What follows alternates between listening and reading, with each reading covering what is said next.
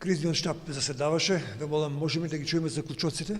Така, записник од одржана трета седница на штабот за заштита спасување на општина Кавадаци, во кој присуствува представници на ОВР Кавадаци, Дирекција за заштита и спасување и Центар за управување на кризи на ден 21.3.2020 година. На состанокот беа донесени повеќе заклучоци, од кои што се 4 по број, че ги презентираме како заклучоци. Под редоследен број 1 се задолжува јавното предпријатие Комуналец Кавадаци да го затвори градскиот зелен пазар во наредните 14 дена почнувајќи од денес.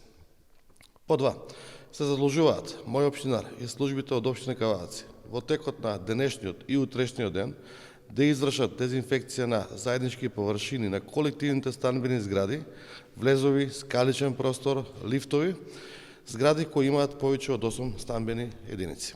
По 3 се задолжуваат такси компаниите на кои што им издадена лиценца за вршење на такси превоз од општина Кавадаци да продолжат со работа минимум 50% од капацитетот за кој што го имаат добиено како лиценца.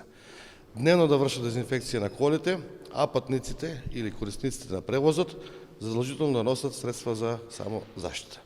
По 4 се задолжуваат превозниците од општинскиот линиски превоз да продолжат со вршење на редовни линии со редуциран број на патници согласно препораките, така да има оддалеченост од најмалку 1 метар помеѓу патниците. Имате ли податоци за здравствената состојба на заразените? На територија на општина Кавадаци има прогласено 3 лица со потврдена корона вирус.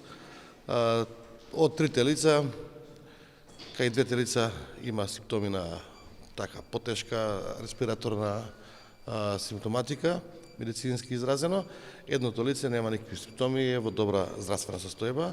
Според тоа што го знаеме очекувањето, на некој начин се во нормална ситуација со првичната инкубација на вирусот во нивниот организам. Со оглед на веќе регистрираните први случаи во Кавадаци, градоначалниче, дали во наредните денови може да добиеме како општина инструкции од државата и за поригорозни мерки? Веќе кавадарчани ги почитуваат овие мерките за неизлегување. Синоќ градот беше речиси празен во вечерните часови. Може ли посериозни мерки да очекуваме? Јас пак би препорачувал и би кажал да граѓаните непотребно не движат и го изолират нивното движење на минимално ниво.